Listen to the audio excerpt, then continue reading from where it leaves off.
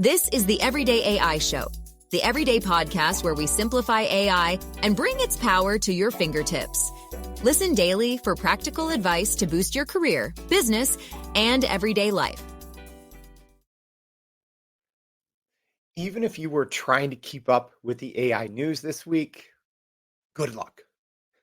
When it comes to the generative AI space, the last 7 days have been absolutely nutty. There's been so much happening, so much news that actually matters to all of us. So that's what we're going to be talking about today on Everyday AI.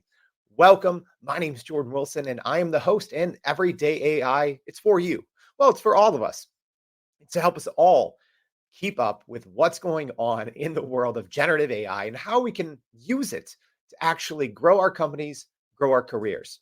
All right, so we do this once a week on Mondays. We go over the AI news that matters. So you don't have to spend 3 hours each day trying to keep up. You can just spend about 20 to 30 minutes on Monday morning, and we'll sift through all the nonsense and we'll tell you what actually matters to growing your company and to growing your career. And there was a lot this week. There's a lot. All right, so we're going to get into it. But before we do, as a reminder, if you haven't already, make sure to go to youreverydayai.com and sign up for the free daily newsletter. Because yes, we're going to be going over the news that matters over the last week. But man, we still have a lot of other daily news that you should be looking at as well. SoftBank looking to raise $100 billion, a new Mistral model, Apple building an AI coding assistant to compete with Microsoft's GitHub, 11 Labs with some new announcements. So much late breaking news. But if you haven't already, make sure to sign up for that free daily newsletter so you can keep up. And I tell people we have what I think is one of the greatest and largest resources of free generative AI information on the entire internet. We've had more than 10 episodes now, and you can go back, read the newsletters for each and every one. You can go back and listen to the podcast. You can go back on our website and watch the live stream and learn from more than 120 different experts that we've interviewed. So make sure you go do that. All right. And if this is helpful, please consider reposting this and sharing it to keep your network in the loop. All right, enough. Let's now talk about the AI news that matters for this week. So, first and foremost, even if you've been sleeping under a rock, you somehow probably heard wind of OpenAI's new Sora text-to-video model. All right, so let's go over high level what this is and what it means.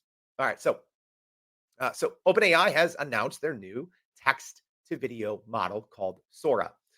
So a couple highlights that I think separate this from other text-to-video models out there. Some of the big players you've probably heard of are Runway and Pika Labs.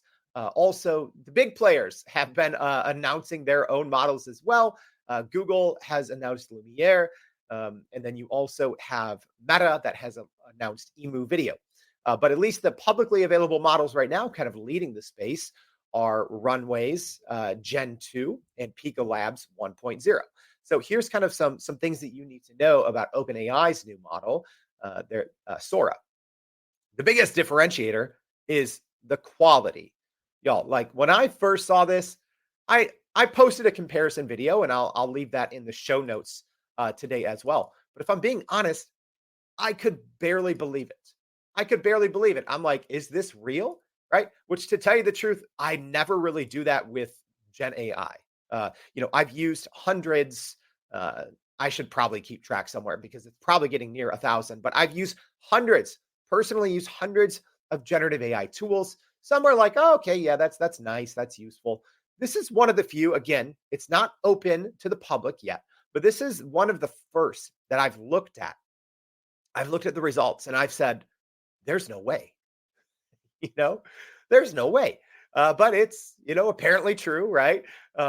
So originally I was even hesitant to share about it, on LinkedIn or to even tell people about it because I'm like, all right, there's no way this could be a ruse, right? And I waited because eventually Sam Altman was the CEO of OpenAI and obviously their popular product ChatGPT. Sam Altman was sharing new videos in real time based on what people were kind of talking about on Twitter or requesting on Twitter. So, you saw Mr. Beast asked for, I think it was a monkey playing chess in a park. And, within minutes, there was a video posted. So it was so good. The quality was so good. I didn't believe it at first, which again, for the hundreds of generative AI products that I've seen and I've used, and we cover them, we cover, a handful of new products every single day in our newsletter. I couldn't believe it. The quality was that good. It's in another category. It's in its own category right now, right? Like I wouldn't, again, we do have to wait until the model becomes publicly available, but it's in its own category right now. So another big thing that I think separates this new model from others is it can go up to a minute long for video generation. So put in a short text prompt and you get a video that is up to a minute long versus normally, these other platforms are normally around 4 to 5 seconds. And, some you can kind of extend them up to maybe 16 seconds. So a couple other things that are important to keep in mind. It's not publicly available yet. And then also, it's right now, it's only available to red teamers, which are people who check it for safety, in a select group of artists and designers. But like I said, so far, the results so far exceed everything. And it's not even close. It's not even close. I definitely agree with Dr. Harvey Castro here in the comments saying the Sora infrastructure hints that we are closer to AGI. Yes. There's some interesting concepts in Sora, and we'll make sure to share more in the newsletter because this is one of those things that you just kind of have to see to believe. It is very hard to describe on a podcast or even on a live stream showing you screenshots, but it is extremely, extremely impressive. So impressive, we are having a dedicated show tomorrow. So if you do want to know more about the new text to video model from OpenAI, the Sora model, make sure to tune in tomorrow because we're going to be talking about the larger impact that I think no one's talking about. Because I think this model from OpenAI hints at something much larger than text to video. All right, so make sure to join us tomorrow for that one. All right, our next piece of AI news that matters is Gemini Ultra 1.5 is released. Well, it's kind of released. All right, so we'll get to that. But this is the new model from Google. So right now, this is why I said it's kind of released. Right now, it's only developer and enterprise customers have access to a limited preview of Gemini 1.5 Pro via the AI Studio and Vertex AI. So if you are a kind of a Gemini advanced customer right now, you do not have access to Gemini 1.5 unless you are a developer or enterprise customer accessing it through their AI Studio or Vertex AI. So a couple of things that are important to keep in mind here. Some of the improvements of the model. Let's talk about that. First and foremost, it's the context window. Okay, so this is from Google. Again, it's not really out there in the wild, so not a lot of people are able to test this yet, but a 1 million token context window for enterprise customers. And then your normal commercial customers are going to get 128K tokens. Okay, so what that means, a 1 million token context window is huge. So the way large language models work, and this is the most basic way that I can explain it, and hopefully it makes sense. If you're driving to work in your car or walking your dog right now without showing you a visual. But if you think of back in the day, the old Star Wars credits, right? And you kind of saw how they came onto the screen, kind of at an angle. And you can see a pretty big chunk of the kind of the opening sequence, the words, in a galaxy far, far away, right? And eventually, you'll have a couple paragraphs on the screen, but eventually that top paragraph will disappear as new text comes on, okay? That's essentially how large language models handle memory, right? It can't remember literally everything that you put in, right? So as you have a conversation back and forth with a large language model, it'll start to forget things, right? And that's what you get into these memory windows. So everything is a token. So I like to tell people this. Right now, ChatGPT is probably one of the more popular large language models out there. It has a 32K token memory, which is about 26,000 words. So after 26,000 words back and forth, it starts to lose its memory. So you can see how 1 million tokens might be great, because I think one of the largest downsides of working with a large language model is that memory. And so many people, I would say 95 to 99% of people who are using large language models don't use them correctly. And one of the biggest things is they don't understand the memory context. So this is a pretty big announcement here from Google, pushing to 1 million um, for enterprise customers and developers. Also, this is from Google's own reporting, is they said that there is a 87% increase on their own benchmarks. So essentially an 87% increase from Gemini 1.5, Gemini Ultra 1.5 versus Gemini Ultra 1.0. So 87% increased performance on these different benchmarks. However, you still shouldn't go ask what Gemini is. Still is not very aware, right? So even this morning, I have Gemini Advanced right now. It is 2 months free, and then it's $20 a month after that. But you should keep in mind, most workspace accounts, right? So as an example, my business, we have our, what used to be called G Suite, but we have our Google Workspace. We can't access, Gemini Advanced. You have to have a Google One subscription. And for whatever reason, Google makes it very hard, right? For people, small businesses that are using Google Workspace to pay money and to use their AI products. I don't know why. So, I think so many people, myself included, when we're using Gemini, we have to use our personal Gmail accounts. So we can't really test it in a real world scenario where we're working, with our connecting. I think one of the best prospects of Gemini is connecting with your Gmail, right? With your work Gmail and your work calendar and your work Google Drive and your docs and your spreadsheets, right? But you can't right now for whatever reason, because so many smaller workspace accounts do not have access to Google's AI products. I don't understand it. Google, can someone reach out to me and tell me what's going on here? But anyways, even as of this morning, Google is not aware. I'm asking Google, are you Gemini Ultra 1.5 or Ultra 1.0? And it doesn't give me a straight answer. It says, I'm not either Gemini Ultra 1.5 or 1.0. That's another thing. Hey, new large language model companies, when you release updates, you need to be more clear about what it is, who gets access, and your model itself in its system prompts should know specifically, because otherwise there is confusion and people aren't going to adapt to your products if you are confusing the majority of customers. All right. Now, some more large language models. Hey, I like this here from Woozy. Woozy, thanks for the comment.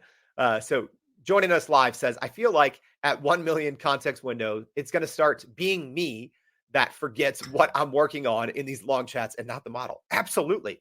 A 1 million token context window is so much, right? It's more than, it's more than I think most human beings can remember. So that's a great point. All right, so we have more large language model news. So NVIDIA has publicly released Chat with RTX. So they did announce this last month, but just, I believe it was Tuesday of last week, so just under a week ago, they did now NVIDIA publicly unveil its new, I'll say software called Chat with RTX. All right, so let's talk a little bit about what this is, what it does, and why you might want to use it. Okay, so right now, Chat with RTX from NVIDIA is a free local model that you can download on GitHub. So if you don't know what a local model is or a small language model, don't worry. Literally just did a whole episode on this last week, so we'll make sure to link to that in the show notes. However, you do need a PC right now to take advantage of Chat with RTX. You cannot access it on, at least out of the box, you can't access it on Apple computers on a Mac. So it also does require a PC with an NVIDIA GeForce RTX 30 or 40 series GPU with at least 8 gigabytes of video RAM. So there are some technical minimum requirements for your PC. So for the most part, if you have an old PC from a couple of years ago, probably not going to be able to use Chat with RTX. You will need a much newer PC with specifically one of those two NVIDIA GPU chips, the GeForce RTX 30 or 40 series chips, and as well as 8 gigs of video RAM. So The chatbot can use a couple different models, including Mistral or Llama, those open weight large language models, and you can search through local files to provide answers. That's the big thing right now. So this is one of the first kind of popular models from at least your household names. When I'm talking about that, I'm saying Microsoft, OpenAI, Google, etc. But this is one of the first models that brings RAG or retrieval augmented generation front and center to this new Chat with RTX software. What that means is you can essentially interject your data and have it live and stay within the model, right? There's kind of, workarounds that you can do this in ChatGPT, also in Bard and in Microsoft Copilot, where you can just upload some of your documents in certain chats, but depending on which model we're talking about, they handle that differently. So a little bit differently with Chat with RTX, it does kind of lead with a retrieval augmented generation or RAG approach first.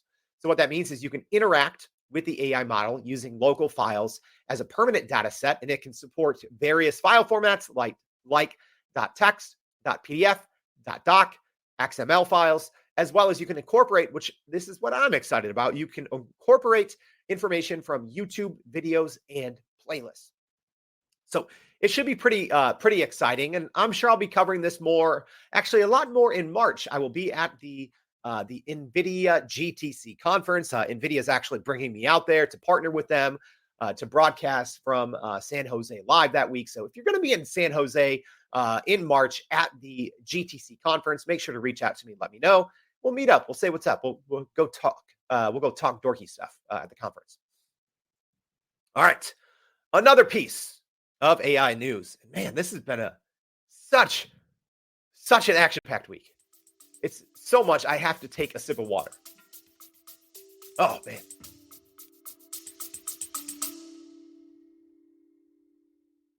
Are you still running in circles trying to figure out how to actually grow your business with AI? Maybe your company has been tinkering with large language models for a year or more, but can't really get traction to find ROI on Gen AI. Hey, this is Jordan Wilson, host of this very podcast. Companies like Adobe, Microsoft, and NVIDIA have partnered with us because they trust our expertise in educating the masses around generative AI to get ahead. And some of the most innovative companies in the country hire us to help with their AI strategy and to train hundreds of their employees on how to use Gen AI. So whether you're looking for ChatGPT training for thousands or just need help building your front-end AI strategy, you can partner with us too, just like some of the biggest companies in the world do. Go to youreverydayai.com/partner to get in contact with our team, or you can just click on the partner section of our website. We'll help you stop running in those AI circles and help get your team ahead and build a straight path to ROI on Gen AI. Here we go. Another big piece of AI news that matters. And here's why it matters. Andrei Kapathy is leaving OpenAI.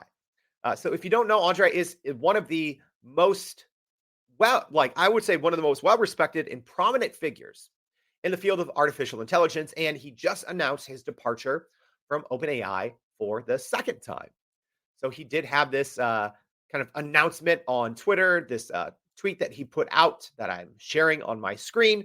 He said, "Hi, everyone. Yes, I left OpenAI yesterday. First of all, nothing happened, and it's not a result of any particular event, issue, or drama, but please keep the conspiracies coming as they are highly entertaining." And then Andrei went on to say, "Actually, being at OpenAI over the last year has been really great. The team is really strong, the people are wonderful, and the roadmap is very exciting. And I think we have a lot to look forward to. My immediate plan is to work on personal projects and see what happens. Those of you who follow me for a while may have a sense of what that might look like. Cheers." So a little bit more about Andrei. So was a founding member of OpenAI, and he initially left in 2017 to join Tesla, leading their AI teams there. And then he just came back to OpenAI just a little more than a year ago. So founding member, then he left to lead kind of Tesla's AI efforts for about 5 years. And then he just came back to OpenAI for about a year. So a couple other things, and I'm going to tell you here why this matters to everyone. Well, it's right here. So Karpathy had been hinting at his involvement via Twitter. He had this kind of as his bio that he was working on projects related to AI assistants, mentioning his work on, and I quote, building kind of a Jarvis at OpenAI, end quote. And then he's kind of reflecting on his vision for creating helpful and conversational AI systems. So the timing of this, I think, is particularly interesting. So it was just about a week prior to this that the first kind of initial or official reporting came out about OpenAI's assistants or their agents that they were working on. So new reporting, again, this was about 2 weeks ago, about a week and a half ago, just before Andrei's announcement, came out and said that OpenAI was officially working on two different types of AI agents. So one of the agents can take over and control your device, right? You give it access to. So whether that's your desktop or your phone, we don't know yet. But one of their agents or one of their agent functionalities is taking over and controlling a physical device. That's number one. And the second kind of agent or the second agent function is being able to complete tasks for you across websites and apps. Okay. So that sounds kind of like a Jarvis type model, right?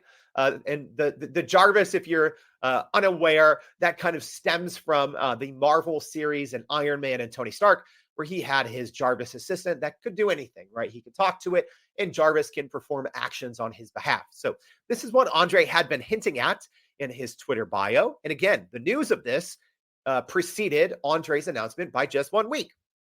So I don't like to speculate a whole lot on everyday AI because I like to always be a fact-based, right? Fact-based media company that's bringing you the news. We bring receipts, but it is interesting. And you do have to think, are these two things related? Maybe Andrej was not fully on board with, this kind of pseudo announcement. Maybe he had a different direction for AI agents. I'm not sure. Or maybe everything's just great, like he said. But the timing of these things was, I'd say, it had to have played into this decision. Yeah, and I agree with Svetlana. Really intrigued what he's up to. Yeah, so you have to keep your eye on what Andrej may be working on. You have to keep your eye on OpenAI and what's happening with their agents. Also related to this, it has to be related to this, is Sam Altman's out there trying to raise $7 trillion for GPU chips. Yes, that is a trillion with a T, as in Mr. T. I pity the fool who doesn't understand what can be done with $7 trillion to build essentially an NVIDIA competitor to create these GPU chips that all these generative AI companies need to power their AI. But also combine that $7 trillion, building your own chips, which right now they're very limited in availability, and then combine agents, right? And then let's talk about the future of work and talk about future versions of GPT-5 and talk about, when you have Sora, right? Now you can kind of see, something pretty big is going to be happening around the corner. So you got to keep your eyes on whatever Andrej may be working on. You got to keep your eyes on what OpenAI is doing with agents with this $7 trillion. Wow. Yes, can agree. That's a huge, huge arms race. Yeah, something's definitely going on. Well, here's something that's going on that's, I'd say, positive. All right, another piece of AI news that very much so matters. Ready? So big tech is banding together on AI to combat election-related misinformation, disinformation. All right, so this story kind of broke over the weekend. So we're gonna dive into it a little bit here, and hopefully this will make sense on why it matters, but I'll still explain it to you. All right, so a group of about 20 tech companies have come together to fight AI misinformation in elections. So some of those companies include, this is not an exhaustive list, but your big names of who's who in AI and social media. So we're talking about Microsoft, Meta, Google, Amazon, OpenAI, Anthropic, Snap, TikTok, X, IBM, and others, all coming together. And kind of their goal of this is to focus on combating AI misinformation and disinformation, as well as deepfakes, because according to this report that we kind of flashed on screen here from CNBC, that we've seen a 900% increase year over year in deepfakes. And this is obviously raising serious concern about election-related misinformation and disinformation. All right. And if you maybe aren't from the US, let me kind of bring you into where we are right now. All right. In the next coming weeks, we're going to start to see a lot of primaries here in the US election cycle. So what that means is over the next couple of months, the two major parties, Democrats and Republicans, go through a series of primary elections. And essentially these elections determine who each, one candidate from each party that will be representing their respective party in the November 2024 general elections. All right. So for the most part, it's everyone kind of knows who the candidate is, but this is, still a process that we go through here in the US, the primary election and the general election. So you have already started to see the amount of deepfakes and AI that have already been used. Probably one of the most prominent ones was when there was a deepfake version of President Joe Biden that was on a robocall, and it was telling voters in the New Hampshire primary, which already happened a few weeks back, not to go out and vote, right? So that was obviously deepfake. It wasn't authorized, and there's a lot of investigation still ongoing. And since the FTC has banned the use of AI robocalls, so companies that do that can obviously face, imprisonment, as well as some pretty large fines. So kind of two separate issues, but now we have the big tech companies coming together, and they're essentially, creating this accord, kind of like an unofficial agreement between these large companies. So here's a little bit more on what this agreement means and why I think it's important to talk about. And also, it is a very timely announcement, especially considering what we just saw was possible. This announcement came hours after OpenAI's Sora text-to-video model, right? Again, I don't think this one was a coincidence, because when you have 20 companies coming together to agree on something, presumably it's been weeks or months in the work. But still, pretty interesting that this kind of alliance was launched just hours after we saw the unfathomable capabilities of OpenAI's new Sora model. So this accord, these members agreed to 8 high-level commitments, which we're going to share about more in the newsletter, but they're mainly aiming to protect the integrity of elections and combat the risk of AI-generated deceptive content, reflecting the industry's commitment to safeguard democracy. This is a pretty huge deal, y'all. Like, especially here in the US, it's unlike other countries or groups of nations. We do not have any legislation around AI. Yes, we have an executive order from the White House, from the Biden White House. We have an executive order on AI. We have, these kind of new, I won't even call them laws necessarily, but you have these new guidelines from the FTC, as an example, banning AI robocalls. But there is no actual legislation, right? This is something that people don't fully understand about the legislative process here in the US. It moves slower than a snail. There is technically not even legislation, right? So again, we have to say there's rulings from governing bodies such as the FTC, there's executive orders, etc. But we don't even have legislation that has gone through our Congress and has passed out on social media, right? Which has been around for 20 years.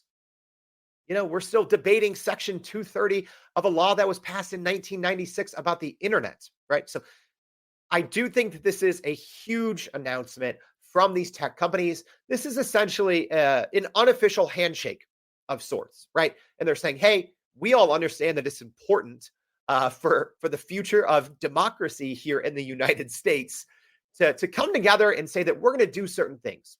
We're going to make sure we're going to do what we can, what's in our control, to make sure that our systems are not used explicitly to create disinformation, misinformation around elections.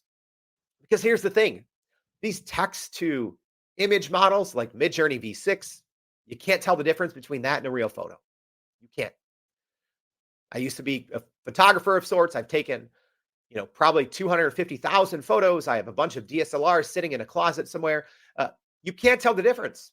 I don't care what anyone says. You can't tell the difference between someone that's really good at Midjourney and if they're creating political images, you can't tell the difference, especially the average person can't. Text to voice, you can't tell the difference. The models are too good, dangerously good, right? And now we're seeing the first, what I think is a usable model for text to video in Sora from OpenAI. Can you still tell it's AI generated? Yeah, you can, right? But I mean, if we were talking about models that existed last week, Runway and Pika, I don't think you would ever look at what comes from those programs and think that it might be real, right? Whereas Sora, you might, right? So again, we're not sure when that's going to become publicly available, but I think it's very timely. This agreement between these 20 companies, I think, is extremely important for keeping the elections here in the US as safe as possible. But don't get me wrong, it is still going to be sheer and utter chaos. I've been saying this for more than a year, that the 2024 elections, I still think, is going to be a lot of people's first experience with generative AI. Because even though they're banning these, these use cases, people are still going to use it, right? And it's going to be hard to track down, and it's going to be hard to police their mismanagement. So I still think this is going to be extremely problematic for the 2024 US elections. However, huge steps. So you have to give credit where credit is due to these large companies, all putting aside competitive differences, right? Because one of these companies could have said, nah, we're not going to, sign on board with this. And that, in theory, could have given them a competitive advantage, right?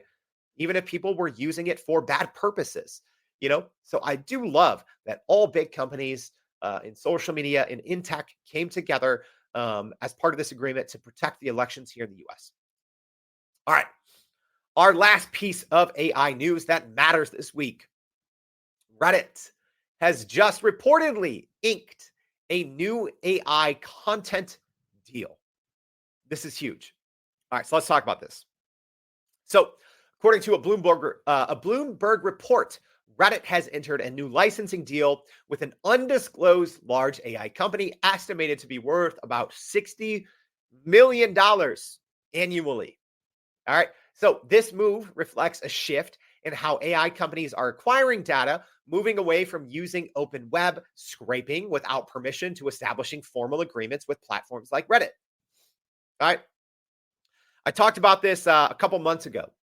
The ongoing legal dispute between the New York Times and OpenAI and Microsoft. So, in this lawsuit, the New York Times alleges that OpenAI has used millions of its pieces of copyrighted materials to train its models, right?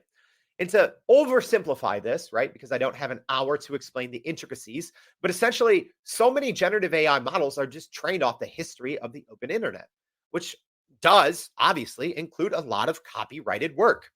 So it is very hard for any company out there to make an argument that their large language models or their generative AI models are not trained on copyrighted works, because most of them are. Don't get me wrong. I think there are companies that are taking a much more cautious approach. I think Adobe is taking a much more cautious approach than others. But I think what we're going to see is a lot of deals like this, a lot of deals like what Reddit just saw, where you're going to have these companies signing what look like, this looks like professional athlete contracts. But if I'm being honest, I think whatever company signed this deal with Reddit got a great deal. $60 million annually. It might seem like a lot, but when it comes to reliable information and when it comes to SEO value, even if you use the internet, Reddit, I think, has become a lot of times, if you want to save time and if you want to get reputable information, a lot of times people find that on Reddit, right? The SEO world has become a mess. So you might read 10 articles, when you do a Google search or you do a Bing search, you might read 10 articles and 7 of those might just be, companies that have just gamed the SEO system, and it's just a bunch of unrelated garbage. So the content on Reddit is extremely valuable, right? So I think a $60 million deal is actually a great deal for whichever large language model company signed this. So it could be OpenAI, it could be Google, it could be Microsoft, it could be Amazon, it could be Anthropic. I would say it's one of those, but I'm sure we'll find out in the coming days and weeks. One other thing to keep in mind about this is it's going to set the stage, right? Whatever happens, both in this New York Times versus OpenAI lawsuit, which I assume will be settled out of court. I don't think it'll actually, go to a judge or a jury trial. I do believe it'll be settled, but I think that's going to set the tone for what large language models look like in the future. Because you're gonna, whatever happens between that case and what's happening here with this agreement between a large language model company and Reddit, I think that's going to be what it looks like going forward. So many publishing companies, I've talked about this on the show before, there's essentially very limited options on what happens, right? Either companies will just go out of business because they're losing traffic, because instead of people going to their website, they're just using AI search engines like Perplexity, like Google's Search Generative Experience, SGE, using Copilot, or using ChatGPT. So people aren't visiting these websites as much. So either one, these publishing companies or online, information providers will either go out of business. Number two, they'll sue. They'll sue all these large language model and big tech companies for scraping and using their copyrighted data. Or number three, they're going to see partnerships like we just showed here with this partnership, this reported partnership between Reddit and whatever company this is. So I think there's going to be a lot of individual partnerships like this, as well as I've called for this. I don't know if a company's out there doing it. Hey, if you want to make a bunch of money, go do this. Create a union for the tens of thousands of high quality websites that are putting out great content online, and create a union. Create a union of online content producers, and that's, then you can work out large agreements with these companies to use all of this data. All right, that's it.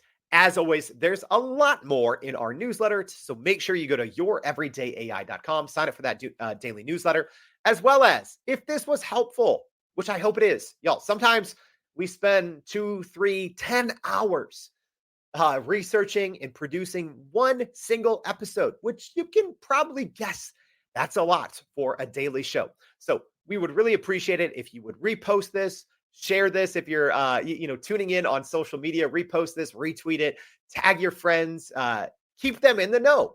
Because here's the thing. I think with generative AI, there's a lot of bad information out there. So many people do not care about the facts. They don't care, right? They just say, hey, here's, 500 ChatGPT prompts to make you rich. And then they try to sell you some crappy software. That's not what we're about here at Everyday AI. We care about you understanding generative AI. We want you to know how to use it, how to understand it, to grow your companies and to grow your career. So if you could share this, we'd really appreciate it. And also, make sure you tune in tomorrow. I think there's a big impact on this new OpenAI Sora model that people aren't really realizing. Yes, the quality is amazing. It's going to change the text to video. It's going to change storytelling, but there's something much more than that. So thank you for tuning in. Thank you for listening, watching, reading, and we'll hope to see you back tomorrow for that show and more on Everyday AI. Thanks, y'all. And that's a wrap for today's edition of Everyday AI. Thanks for joining us. If you enjoyed this episode, please subscribe and leave us a rating. It helps keep us going. For a little more AI magic, visit youreverydayai.com and sign up to our daily newsletter so you don't get left behind. Go break some barriers, and we'll see you next time.